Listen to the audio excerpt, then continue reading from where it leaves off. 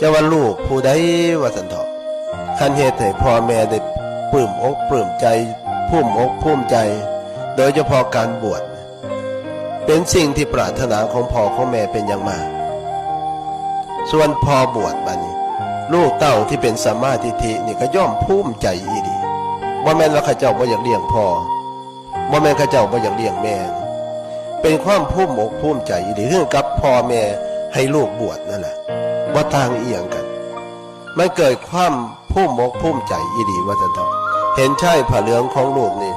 โอ้ยบ่มีแนวใดสิทอว่าซั่นเถาะบางเทื่อต้อง